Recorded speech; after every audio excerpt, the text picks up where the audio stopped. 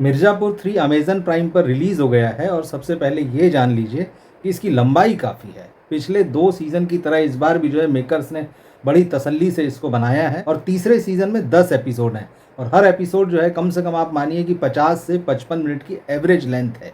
तो आप ये मानिए कि अगर आप इसको देखने बैठते हैं तो आपके पास कम से कम 10 से 11 घंटे चाहिए अगर आप एक ही स्ट्रेच में इसे देखते हैं। और अगर आप इसको ब्रेक ले लेके देखते हैं तो आप मान लीजिए कि 12 घंटे 13 घंटे तो चाहिए ही चाहिए हैं। तो सबसे पहला मामला जो है वो इसकी लंबाई का है। अब इसके बाद मुद्दा ये है कि क्या पहले 2 सीज़न की तरह जो है तीसरा सीज़न भी अपना रंग जमा पाया है। जब मैंने इसको देखा तो जो चीज़ मुझे सबसे ज़्यादा अखरती रही वो रही त्रिपाठियों का इसमें एब्सेंट होना। बाबूजी गायब हो चुके हैं, कालीन भैया यहाँ नहीं के बराबर है और मुन्ना जो है, मुन्ना भैया आपको बार-बार याद आते हैं क्योंकि मुन्ना की जो रॉ एनर्जी थी और उसके साथ में गुड्डू की जो रॉ एनर्जी थी, ये 2 रॉ एनर्जी मिलके जो है मिर्ज़ापुर को जो है लगातार जो है एकदम सनसनीखेज बनाए रखती थी। तो ऐसे में मुन्ना का यहाँ से गायब हो जाना और उसकी जो हरकतें थी, जो उसकी जिस रॉ एनर्जी की मैं बात कर रहा हूँ कि कब क्या कर देगा आप कह नहीं सकते। यही चीज़ गुड्डू पे भी लागू होती। तो पहले 2 ऐसे कैरेक्टर थे, लेकिन क्योंकि पिछले सीज़न के आखिर में दिखा दिया गया है कि मुन्ना भैया जो है वो मार दिए गए हैं, अब सिर्फ बचे गुड्डू भैया। तो अगर इसकी कहानी की बात करें तीसरे सीज़न की, बहुत शॉर्ट और स्वीट में बिना डिटेल में गए आपको बताता हूँ। कहानी यह है कि अब जो है पूर्वांचल में त्रिपाठियों का दबदबा जो है पूरी तरह ख़त्म हो चुका है। मुन्ना मर चुके हैं, बाबूजी नहीं है और कालीन भैया यानी पंकज त्रिपाठी, उनको भी 3 गोलियां लगी हैं और वो भी सीन से गायब हैं और तीसरे सीज़न में वो लगभग गायब रहते हैं। तो खैर जब ये तीनों नहीं है तो मिर्ज़ापुर पर अब गुड्डू और गोलू का कब्जा हो चुका है, मगर इस बार उनके सामने तीसरा शख्स है शरद शुक्ला। शरद शुक्ला जौनपुर का है और वो जो है मिर्ज़ापुर के पास जो बादशाहत है वो उसको हासिल करना चाहता है। गुड्डू और गोलू की जो है अब उससे दुश्मनी है। इस बीच जो माधुरी यादव है, मुन्ना भैया की पत्नी, अब वो विधवा हो चुकी हैं, लेकिन क्योंकि उनके पिताजी राजनीति में थे, मुख्यमंत्री थे, उनकी जगह जो है माधुरी यादव ने ले ली है और माधुरी पूरे स्टेट को कंट्रोल कर रही है और माधुरी का एकमात्र टारगेट है भय मुक्त प्रदेश। तो अब माधुरी के निशाने पर जो है पूर्वांचल है, वहाँ का अंडरवर्ल्ड है, बाहुबली है। तो किस तरह से ये पूरा मामला मचा हुआ है यही दिखाया गया है। लेकिन सबसे खास बात, जैसे मैंने कहा, क्योंकि यहाँ पर त्रिपाठी अब नहीं है तो त्रिपाठियों का दबदबा नहीं है, तो वेब सीरीज़ का मज़ा जो है वो अपने आप कम हो जाता है। क्योंकि बाकी जो सारी कहानियाँ चल रही होती, गुड्डू और गोलू की कहानी है, उसके बाद उधर बिहार से आए हुए जो त्यागी हैं, वो जुड़वा भाई भरत और शत्रुघ्न, उनमें से छोटा और बड़ा उसका एक रहस्य यहाँ बना रहता है। जब आप वेब सीरीज़ देखेंगे तो आपको वो रहस्य पता चलता रहेगा, समझ में आएगा, इंटरेस्टिंग है कहीं कहीं।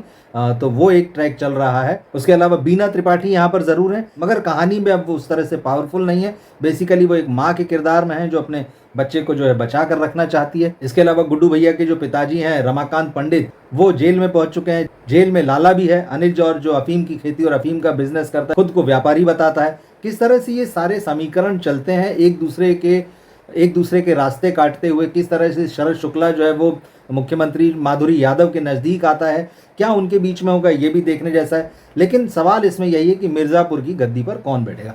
ये बहुत सारे सब ट्रैक्स हैं, लेकिन असली ट्रैक जो है त्रिपाठी वर्सेस गुड्डू भैया, वो गायब होने से जो थोड़ा सा मज़ा कम हो जाता है। जैसा मैंने कहा कि रॉ एनर्जी जो है वो जो गुड्डू भैया की दिखाई देती थी, वो जो मुन्ना भैया की दिखाई देती थी टक्कर, और उसके आजू बाजू जो बहुत सारा माहौल हुआ करता था वो एकदम चार्ज रहा करता था इन दोनों के होने से, वो पूरी तरह से गायब है। क्योंकि जो 2 मेन राइवल्स थे उनमें से एक ख़त्म हो चुका है। और एक और जो बात है, जो पिछले 2 सीज़न में आपने देखा था कि यहाँ पे कैरेक्टर ज़्यादा दिमाग से नहीं सोचते थे, वो सिर्फ एक्शन लेते थे। लेकिन तीसरा जो सीज़न है, यहाँ खासियत यह है कि यहाँ हर आदमी सोच रहा है, यहाँ हर आदमी जो है चाल चल रहा है। अब वो चाल चलने वाले बात में वो रॉ एनर्जी, वो रॉनेस नहीं आती है, वो जो अनसर्टेनिटी होती कि कब क्या घट जाएगा वो नहीं आता। तो इस कारण से जो है इसकी इंटेंसिटी ज़रा कम हो जाती। तो अगर आप मिर्ज़ापुर के फ़ैन इस बात के लिए हैं कि उसमें किस तरह से घटनाक्रम बहुत तेज़ी से बदलते हैं, अनसर्टन है चीज़ें, कभी भी कुछ भी हो सकता है, वो चीज़ यहाँ देखने नहीं मिलेगी। यहाँ बड़े सधे हुए ढंग से जो है कहानी आगे बढ़ती है और आपको ऐसा लगता है कि बहुत सारे सब प्लॉट्स एक साथ चल रहे हैं।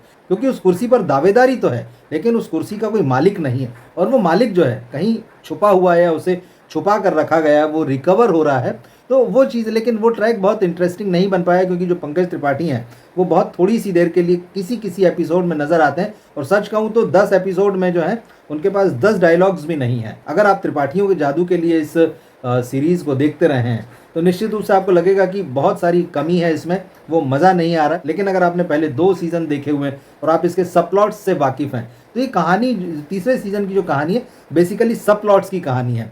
आप उनको देखते रहिए और फिर आखिर में जाके आपको ये पता चलता है कि लड़ाई अभी और लंबी चलने वाली है। यानी सीज़न 4 का जो रास्ता है वो यहाँ पर खुला हुआ है और ऐसा लगता है कि सीज़न 4 में जो है बहुत इंटरेस्टिंग लड़ाई होने वाली है। उसके लिए मैं एक अलग से वीडियो बनाऊंगा और उसमें बताऊंगा मैं कि तीसरे सीज़न से हमको क्या हिंट मिल रहा है चौथे सीज़न में क्या होने वाला है, क्योंकि कुछ इंटरेस्टिंग डॉट्स तो यहाँ पर हैं और उस वीडियो में हम उन डॉट्स को जोड़ने की कोशिश करेंगे। अब जहाँ तक परफॉर्मेंस की बात है तो गुड्डू जो है अली फजल, उनका परफॉर्मेंस बहुत अच्छा है। जिस तरह से पिछले 2 सीज़न में वो नज़र आए थे उसको कंटिन्यू करते हैं, उसको कैरी करते हैं। लेकिन हाँ, एक और चीज़ यहाँ भी है, पिछले 2 सीज़न में जिस तरह से उनकी बॉडी बहुत बल्की और एकदम हल्क जैसी दिखाई देती थी, इस बार जो है वो वैसा नहीं है। तो एक फिजिकल ट्रांसफॉर्मेशन थोड़ा दिखाई देता है। गोलू यानी श्वेता त्रिपाठी वो भी अपने रंग में जमी है। सेकंड सीज़न में उनका रोल थोड़ा सा वीक हो गया था, लेकिन पिछले बार से काफ़ी बेहतर है वो, और वो गुड्डू के माइंड की तरह काम करती रहती हैं। दोनों की जो दोस्ती कहिए या दोनों की नज़दीकी कहिए वो स्क्रीन पर नजर आती है। लेकिन राइटर डायरेक्टर ने गोलू की कहानी को जो है काफ़ी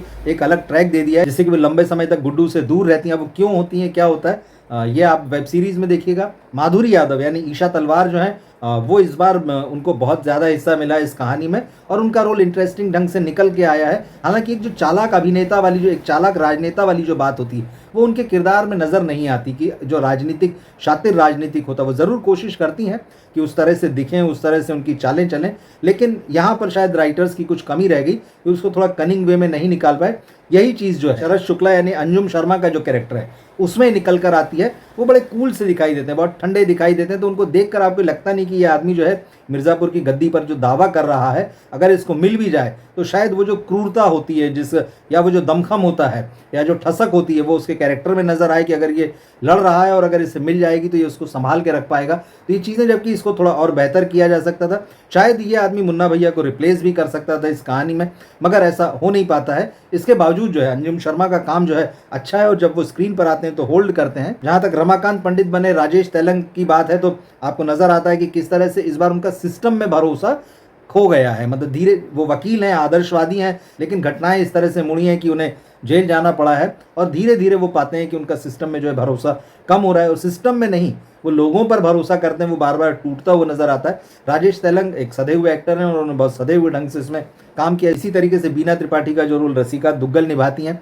मैंने कहा वो सिंगल ट्रैक हो चुका, वो ऑलमोस्ट मदरली फॉर्म में दिखाई देती हैं, लेकिन यहाँ हिंट ज़रूर दिए डायरेक्टर ने कि अगला सीज़न जो है शायद उनके लिए बहुत इंपॉर्टेंट होगा, क्योंकि उनकी कुछ महत्वाकांक्षाएं जो हैं यहाँ जो है सिर उठाती हुई नज़र आती हैं। वो देखना बहुत रोचक होगा कि अगले सीज़न में उनका जो कैरेक्टर है वो किस तरह से शेप लेता है, क्योंकि पहले तीनों सीज़न में एक तरीके से वो हाउसवाइफ हैं, थोड़ा सा कुछ पॉलिटिक्स भी करती हैं, लेकिन पिछले 2 के मुकाबले तीसरा सीज़न जो है उनके कैरेक्टर के हिसाब से काफ़ी दबा हुआ है। इसके अलावा विजय वर्मा का रोल अच्छा है, लिलीपुट उनके पिता बने इसमें त्यागी, और दोनों पिता पुत्र की कहानी का ट्रैक चलता है। लेकिन विजय वर्मा वाला जो कैरेक्टर है उसका गोलू के साथ यहाँ भी एक ट्रैक है पिछले सीज़न की तरह, लेकिन पिछली बार से बिल्कुल डिफरेंट है, उसको मैं यहाँ रिवील नहीं करूँगा। देखिएगा, विजय वर्मा जो है इम्प्रेस करते हैं, उन्होंने अपना रोल जो है बहुत अच्छे से निभाया है। इसके अलावा और बाकी जो कैरेक्टर्स हैं इस कहानी में वो काफ़ी छोटे छोटे हैं लेकिन महत्वपूर्ण है। जैसे प्रियांशु पैन्यूली का कैरेक्टर है तो वो भी आप देखें। लेकिन जहाँ तक पंकज की बात है कि किंग ऑफ मिर्ज़ापुर जो है वो जो है आपको उनकी कमी जो है बहुत ज़्यादा अखरती है, और साथ ही मुन्ना भैया की भी।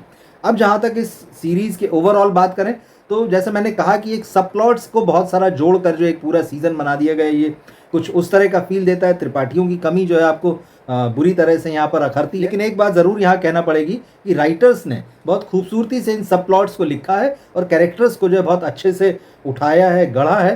तो इस बात के लिए तारीफ़ करना होगी कि अगर सीज़न 3 जो है मजबूती से बना रहता है, टिका रहता है अपनी जगह पर और आपको होल्ड किए रहता है त्रिपाठियों की एब्सेंस के बावजूद, तो इसका क्रेडिट जो है काफ़ी हद तक राइटर्स की टीम को दिया जाना चाहिए। डायरेक्टर का भी काम अच्छा, उन्होंने बहुत सुंदर ढंग से जो है पूरी कहानी को बांधे रखा है, कहीं पे वो लूज़ नहीं होने देते।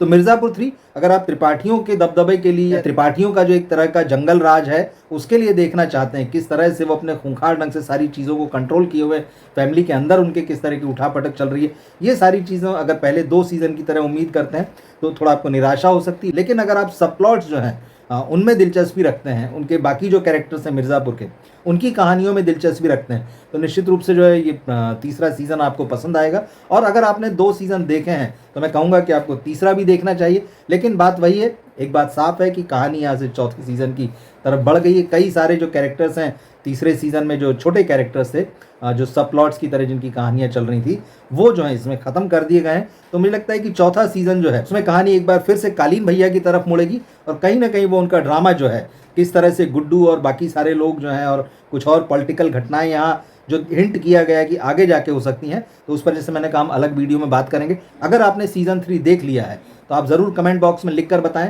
कि क्या आप मेरी बातों से सहमत हैं। सीज़न 4 के बारे में आप यहाँ से क्या उम्मीद कर रहे हैं, कहानी किस तरफ जाएगी, आप ज़रूर अपनी राय शेयर करें। मिलते हैं फिर हम अगले वीडियो में। नमस्कार।